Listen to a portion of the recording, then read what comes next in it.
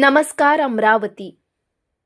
मृग नक्षत्राच्या पहिल्याच जोरदार पावसाने अमरावती आणि बडनेरा शहराची अक्षरशः दैना उडवली आहे।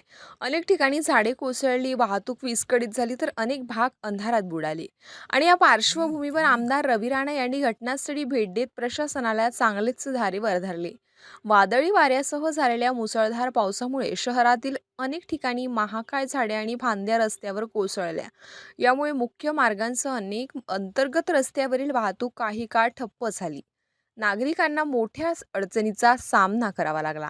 दरम्यान महावितरणच्या वीज वाहक तारांवर झाडांच्या फांद्या पडल्याने अमरावती आणि बडनेरातील अनेक भागांचा वीज पुरवठा खंडित झाला। काही परिसरांमध्ये नागरिकांना अंधारात रात्र काढण्याची वेळ आली। या परिस्थितीमुळे प्रशासनाच्या पावसाळापूर्व तयारीवरही प्रश्नचिन्ह उपस्थित झालंय। आपत्ती व्यवस्थापन यंत्रणा वेळेवर सक्रिय न झाल्याचा आरोप नागरिकांकडून करण्यात येतोय। शहरातील परिस्थितीची माहिती मिळताच आमदार रवी राणा यांनी विविध भागांचा दौरा करून प्रत्यक्ष पाहणी केली। रस्त्यावर पडलेली झाडे, विस्कळीत वाहतूक आणि खंडित वीज पुरवठ्याची स्थिती पाहून त्यांनी तीव्र नाराजी व्यक्त केली।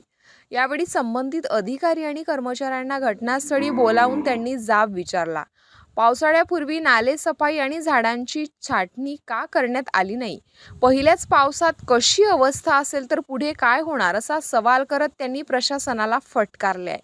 आमदार रवी राणा यांच्या पाहणीनंतर महापालिकेची पथके आणि महावितरणचे कर्मचारी तातडीने कामाला लागले आहे।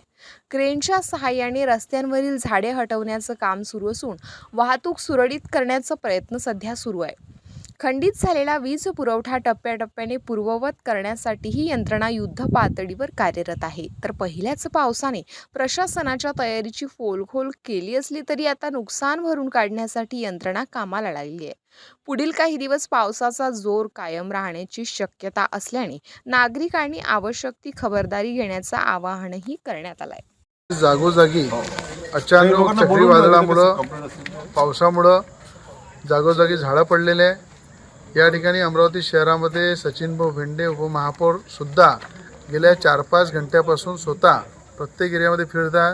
मोतीनगर आहे, स्वस्तिक नगर आहे, किरण नगर आहे, साईनगरचा परिसर आहे, त्याचप्रमाणे सबनीस प्लॉट आहे, रवीनगर आहे, महाजनपूर आहे, न्यू स्वस्तिक नगर आहे, या सगळ्या परिसरामध्ये आणि गाडगेनगरचा तो भाग जो आहे त्या भागामध्ये सुद्धा लड्डा मॅडम ज्या कमिशनर आहे त्यांना निर्देश दिले मी की आपत्कालीन सगळ्या व्यवस्था सज्ज करा आणि त्या ठिकाणी प्रत्येक ठिकाणी असं अचानक हवातून येणारच आहे, पाणी येणारच आहे।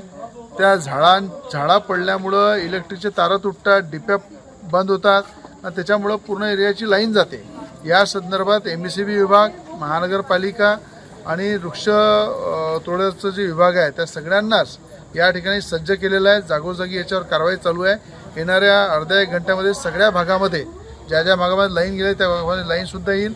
स्वतः उपमहापौर पूर्ण एरियामध्ये फिरून सचिनभाऊ भेंडे याची पाहणी करत आहे। कमिशनरशी आम्ही सगळे संपर्कामध्ये आहे, उपआयुक्त वगैरे सगळे रस्त्यावर उतरले आणि मला असं वाटतं की आता ज्या ज्या ठिकाणी झाडं आहे ते जवळपास त्यांना इमर्जन्सीच्या माध्यमातून कापणं पण पूर्ण झालेलं आहे, उचलणं सुरू आहे आणि जागोजागी जे तारा तुटल्या ते तारा जोडणं सुद्धा MSEBच्या माध्यमातून चालू आहे।